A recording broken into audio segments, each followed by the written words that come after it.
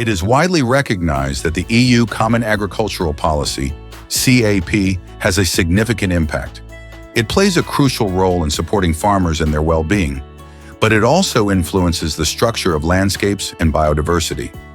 Many organizations, scientists, and individuals have worked to influence the policies applied within the CAP to ensure that farmers practicing environmentally responsible farming are adequately supported, and that the positive impact on nature is safeguarded.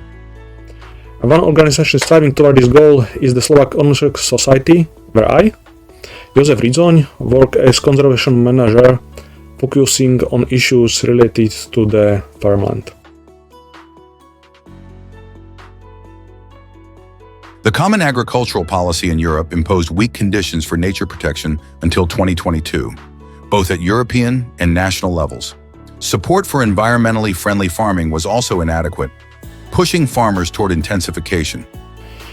The European Court of the Auditors found that previous CAP policies and greening measures failed to halt biodiversity loss. In Slovakia, the situation was worse due to the communist-era policies that forced farmers into the collective farms, reducing landscape diversity.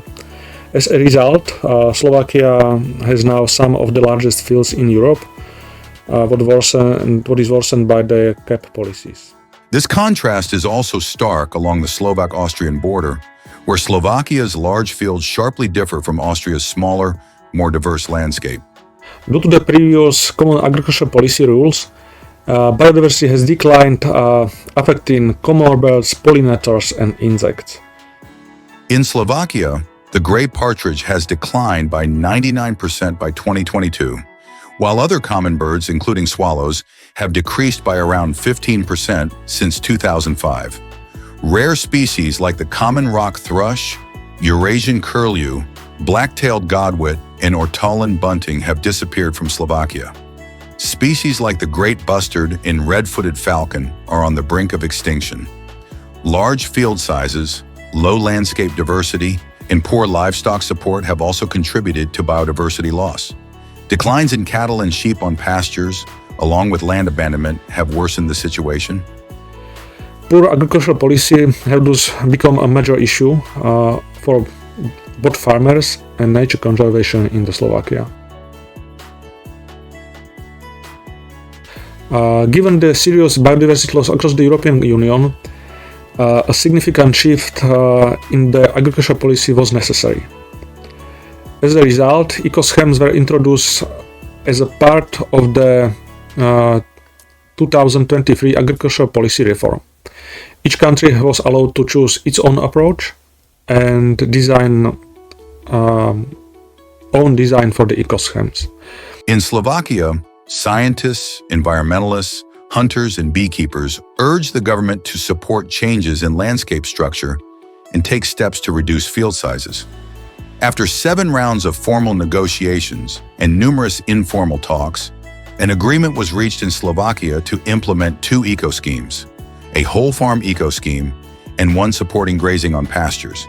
The whole farm eco-scheme promotes practices to improve soil structure and mandates 1% non-productive features on arable land outside protected areas and 3.5% inside. It also limits field sizes to 50 hectares outside and 20 hectares inside protected areas, with 12-meter-wide biobelt of grassland, fallow land, or pollinator-friendly crops dividing fields. Special rules for grasslands further support grazing and delayed mowing, requiring 3 to 15% of the land to remain grassland. Challenging but productive negotiations between farmers, ministries, and conservationists led to this successful compromise, balancing eco-scheme rules with farmers' needs. Farmers widely participated in the whole farm eco-scheme thanks to the broadly accepted compromise, which was reached after extensive negotiations among key stakeholders. In the first year, 85% of the farmland was enrolled in the eco-scheme. At the national level, what is higher rate than in many other European countries. Ornithologists in Slovakia organized bird monitoring at 40 pairs of sites, which included biobelts, or more accurately, field margins separating agricultural fields and control plots located in the middle of the fields. Overall, the number of birds was twice as high in the biobelts and field margins compared to the control plots in the middle of the fields.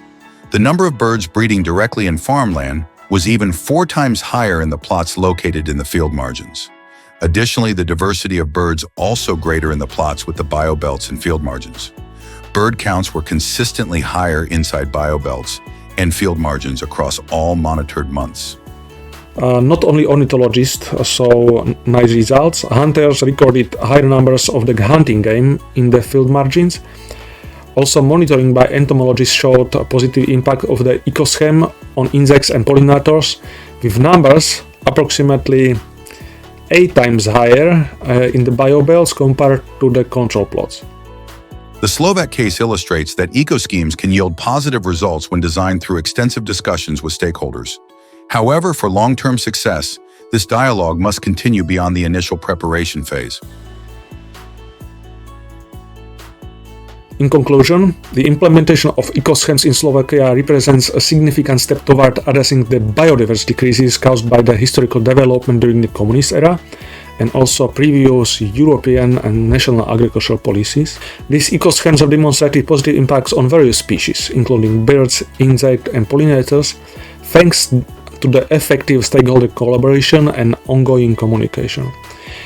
In Slovakia, European CAP supports both farmers, nature, and practice in improving biodiversity.